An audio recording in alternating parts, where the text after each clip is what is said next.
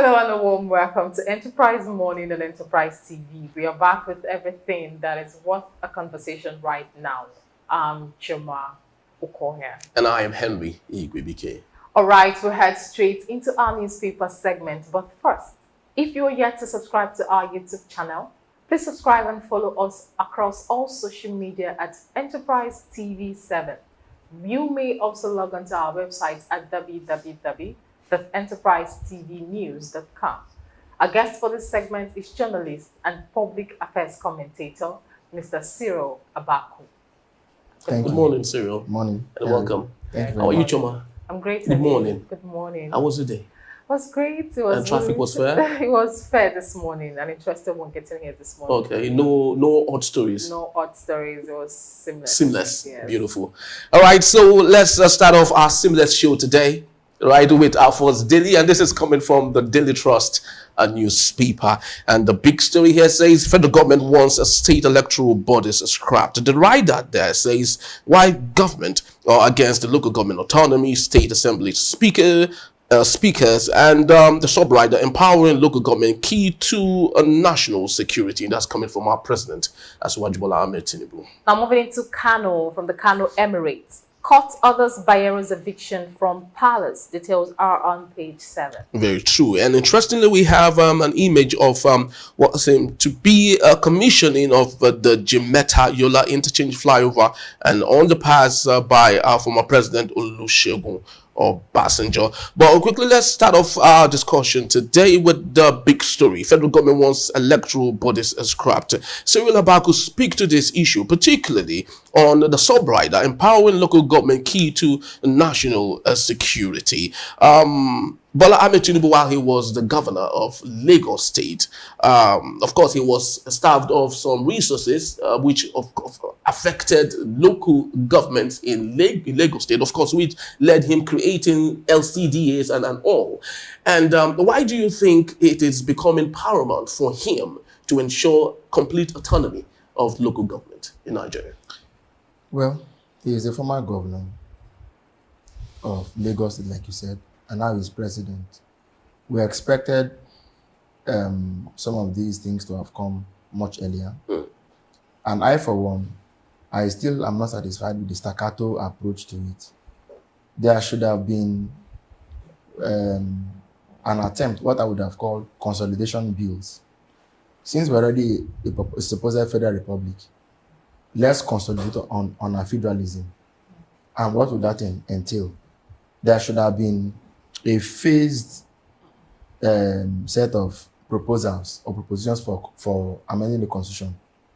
So now we have local government autonomy or scrapping of state election commissions. Why as a single item, and why now? Why don't we have a number of issues being taken? You know what I mean? Let's say, for example, LG autonomy, state police. Let's say 5 items. Okay. Let them pick it out. The APC is the National Assembly, the APC is the Executive Government, which means they are fully in power. The party can have the conversation. The president presents the bill. The opacity in a short time. Didn't they pass a supplementary budget of 2.2 trillion in November last year? And they finished spending before the end of the year, which is a criminal thing to have done. 2.2 trillion was spent within days. And where did the money enter that the economy didn't feel it? So this is the issue. But like you said, now let me hazard a guess. The federal government, it was on Sunday the story broke, as far as I saw it, that the federal government had dragged the 36 state governors to the Supreme Court over LG autonomy. Now, yesterday at a conference in Abuja organized by the House of Reps, the Minister of Justice was saying that we needed to scrap the state election commissions to retain only Inec, conducting election for everybody in the country. Now, look, for some of us who like to think that we think, you know what I mean? We like to think that we think the Nigerian situation, we think ideas, we think processes and so on, how to make Nigeria better, even if it means coming to the point of destroying everything and rebuilding the whole country from ground up. The problem, the issue he was citing, being that state governors have turned the local government councils into appendages, and that because they control the CX, that they are the ones who determine who becomes chairman or not. I don't remember the last time, maybe apart from Kaduna, where you had that any state had elections where the party where the governor's party didn't win all the seats. But sorry, isn't it surprising to you that of all people, Tinubu himself, who we all know how he plays politics, is coming with this advocacy? I'm coming. What he's seeking is not, what he's seeking is unification. Now, I used to think that indeed the CX were better than INEC conducting LG elections. Why should INEC be the one conducting a presidential election, national assembly election, state government election, House Assembly, then also come down to local government from Abuja, to be organizing councillor and council? I didn't think it was necessary. But we've seen that the state independent electoral commissions are just appendages, like I said, of the state governors.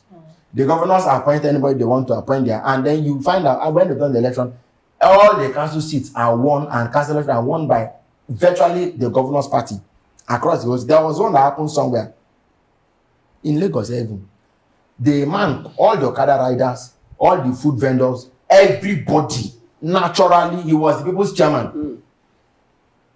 Only it was even an APC sympathizer that came and told me how that if that man does not win the election, that it will be what? He didn't win and nothing happened. He didn't. No. Just man coming. He was such a man that could tell an Okada man, go and do this, and he literally does. He was charismatic, to think that man didn't win the election because he didn't go and proceed for a godfather. Now, but the question is that do we trust INEC anymore? Now, talking about do we trust INEC anymore? Now, looking at this current change they're trying to impute, are they not preparing ahead? Looking at this, the 2023 election actually changed a lot of narrative. It actually it raised a lot of dust that even the INEC official never felt would ever happen. Now, looking at what they're trying to do, are they not preparing for the next election that is coming up in 2027? That's where I was going. Henry, bear with me. If the governors used to impose council chairmen, handpicked people, they appoint the SIEC, appoint all the commissioners in SIEC, then those people now go and bless the anointed ones and announce that they won the election. So most of the election, the people that just have apathy. Nobody wants to come out and because your vote will count. Yes. A colleague government went to was he somewhere to cover local government election. The people didn't come out. Come vote now. They were disinterested. Why? Because they knew that if you vote, you know vote. Somebody has been ordained to win. So, but looking at Nigeria, Henry and Choma, you look at it. If you move those powers from the state governors to INEC, haven't moved out those powers from the state governors to the presidency? Exactly. And what will the presidency do any differently? The governor will be in government house. What will he find? He will find that the presidency from above, they've anointed people that will go. So in the case of Wiki and what's it called now, and Fubara, if Wiki had the upper hand with the presidency, Fubara will be there. They may even become the big members. They will just say that they've announced council chairman that he knows nothing about. It doesn't mean that him appointing them would have been any better. But why replace one evil with just another evil? Great. The real thing we need are two.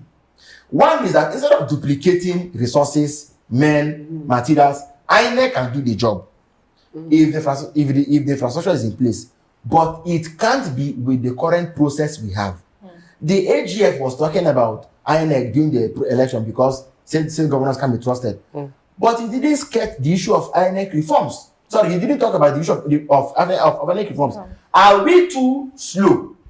Or are we too primitive to have electronic voting? In fairness to Nasir El-Rufai, he did e-voting in Kaduna. And who won? Was it? It was a mixed pot. It was a mixed pot. That's what I'm saying. That if you have someone the courage for people to vote, look, the example I've always given is straightforward. Even if you have 10 million naira, it can be reduced to one small card. That card is called your ATM card. If you get part of the money you have in your ATM card, you can afford to put it in your pocket, right? And your bank tells you that you can withdraw your money at any point. And you're not afraid to carry your money about.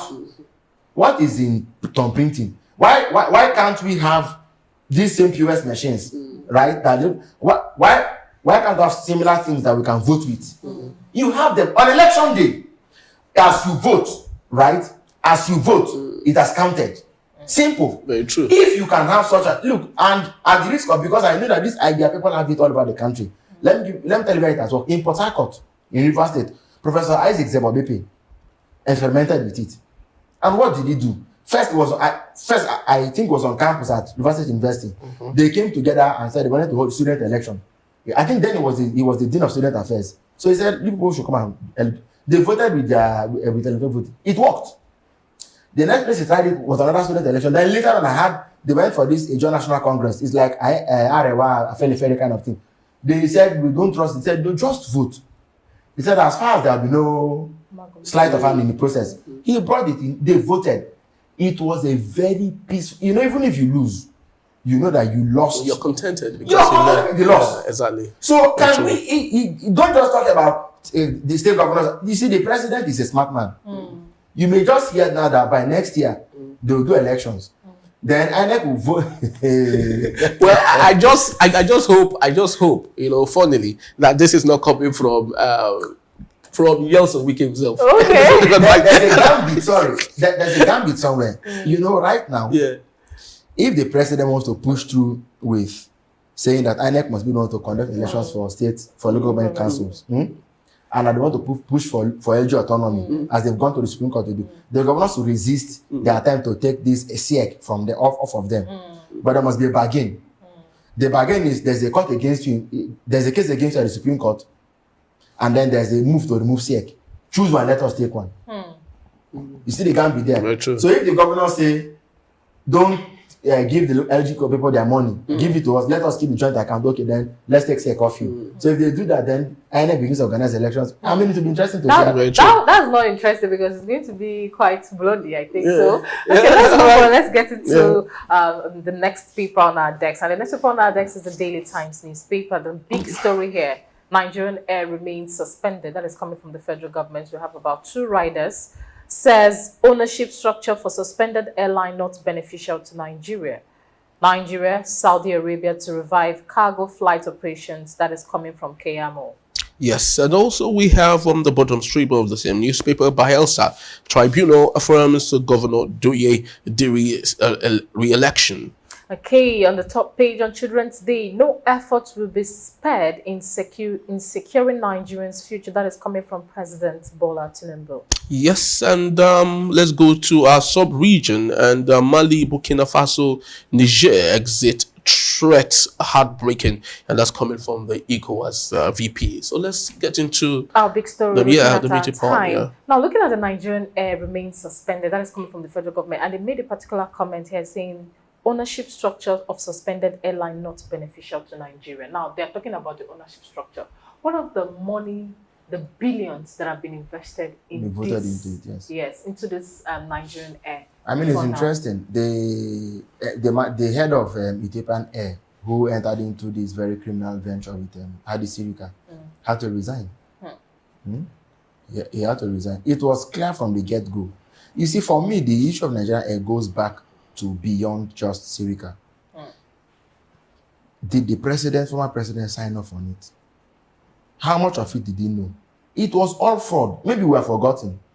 Sirika kept on saying, and Nigeria will take up before Buhari was out of. Kept on saying that it will take place before May 2020. It was on May 28th. They brought an Ethiopian Airlines carrier, right? Airlines plane. Painted it in Nigerian colors. It flew into Nigeria.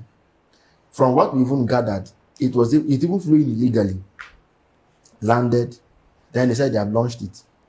Then as soon as the launch was purported, so whatever it was they did was over, the plane flew back to wherever it was it came from. That's a fraud. But it's not just that.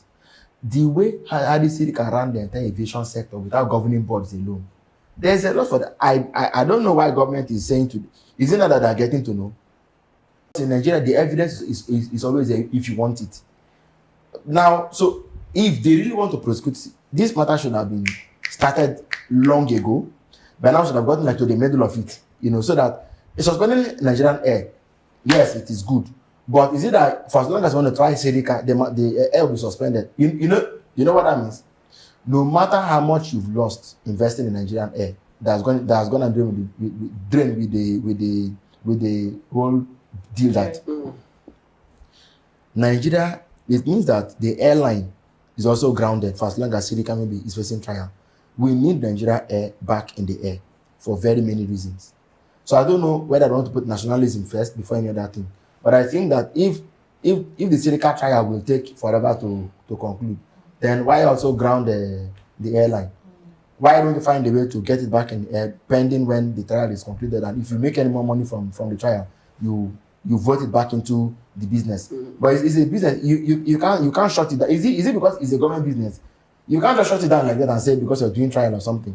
They should be more creative with this thing. I just hope that we're not heading from frying pan to fire. Exactly. Because these things in Nigeria, the more you see, I mean, the more you look, the less you see. All right, so quickly before we drop our anchor for the show, let's move on straight to our last daily for today, coming from the Delhi Independent. And we have the big story here. AGF makes case for scrapping of state electoral commissions. And we have the writer says they are appendage to every incumbent governors and so many other rider. So what next do we have? Yeah, ASO threatened strike over salary review, varsity funding. Finally, we have Sanwo-Olu faults the federal government suit against 36 governors over LG autonomy. That's really a very interesting one. Yeah, one here from Kayamo. We are restarting concession of nation's major airports. That is coming from Kayamo. And the rider says Nigerian Air remains suspended. Yes, trial of Mieti Allah leader begins tomorrow. Cyril Abako, let's look at two very interesting stories here. Number one is on the ASU strike. A notable lecturer who calls himself a celebrity lecturer from the University of Port Harcourt, Mazi, as is often called, said he went to seek if he could borrow 5 million naira from a commercial bank. But he was refused because his monthly salary as a PhD holder with 12 years of experience is 185,000 naira. Now, isn't that enough reason for ASU to embark on strike? That's what I'm saying. Of course, it's enough reason for them to feel seriously aggrieved. Whether they embark on strike or any other thing they do secondly, but for them to feel aggrieved, it's understandable. A professor earns about 400,000 naira. That's professor. That's what we had. The ASU chairman at Unilag was saying these things the other day. They are very, very poorly remunerated. And like I always say, pay is not just a reward for service. People don't understand these things. There's a philosophy behind what money does. Pay, all right, is a standard of measure. In every industry, in every environment, in every sector. It is not even that the money shows up on you whenever you appear. But there's a stability it brings to the person. There's a certain mindset it brings to the person, okay, who is earning well. He wouldn't think of himself any less than he should think of himself. If a professor is earning 400,000, do you know that he will lose his self-image? He may never see himself as somebody who should be pioneering, because of course, there are certain levels of research that he should just be able to see if he can lay his hands on something and do. Now, 400,000, he will pay students school fees. He will be too survival driven to be able to think beyond his primary environment. When he meets his peers overseas, he will have inferiority complex. So pay is not just reward for service. Pay is about defining the role and the person. Why do big companies give the managers vehicles and pay them heavily? It's so that when you start seeing those salaries, you're thinking. For me, these are natural things. Again, then they say it's also a hedge against corruption. Because now you are paying this lecturer 90,000 naira, 100,000 naira, when students can come together and say, okay, this cause. So you know what they call sorting. Exactly. 10,000 or 20,000 naira for one cause. And you have up to 40 students who are trying to pay them. So these are the kind of things. I'm not saying that because they are paid less is a right of way for them to do what is wrong. But the first thing we ought to do is to understand what is the pay for. It is beyond the reward for service. It's about showing up people's self-confidence and image. Come on, because a lecturer who can't even go to the market to price basic and carry basic needs to. Do you know that as teacher in the tertiary institution, they talk about town and gown? Henry, I'm sorry, but if we continue on this path, I don't, and this cry has been on for a long time. Do you know? The last thing I'm going to say is that pay again. In Nigeria, why they jostle for high pay or for higher pays is always there is because the infrastructure that should have served as a cushion for us isn't there. Isn't there. So it is always from zero to something very big. So for example, weekend you want to take a family out. In the current economy, if a Sunday outing will cost as much as 50,000 naira, how much are they earning? This is the problem. Very true. We need to be in a space where with like 5,000, 7,000, 10,000, you can do a look. We grew up, like I always say, we grew up in an environment where 50 kobo meant something. 50 kobo was a lot of money. So that kobo could buy you something. Okay? 10 naira. That was, who gave it to you? Humongous. That's what you hear. Because with a little, you could get so much. But we've come to, how many people, look, do we think it's a blessing? Well, the word side hustle for me has never been particularly a very nice word. Not because it's a bad thing in itself. But if everybody has to do side hustle, something is wrong with our society. Very true. If your pay can't sustain you, something is wrong. So we must have workplaces that are centered for wealth creation. Unfortunately, we don't think these things. Somebody working in one company, middle level manager for 15, 20 years, and there's nothing to show for it. You know, I met a white man recently who was a CEO of a local company in Nigeria. So it was my colleague told him he has been living in that house now for about 15, 20 years. He said, and hope you're going to buy the house. He said, oh God, that's how we do it in Nigeria. You can live in a house for 40 years. When you can no longer pay your rent, you pack your bag and walk away. Very true. But it shouldn't be the case. It should. So this thing is a holistic thing, but for the as soon as become like a what's it called? They're like the canaries. They keep singing, keep singing, keep singing. I just hope that, like I always say, we have leadership one day that will be a thinking leadership. There's a lot to fix in Nigeria. There will be a thing. Under President Tinubu, I didn't expect that ASU, NM and Co will be going on strike. Even NLC. I didn't foresee it. I thought that this would be a government that will, from the get-go, yes. Hit the ground rolling. But that's even taken us one whole year and running to get to agree on what minimum wage should be.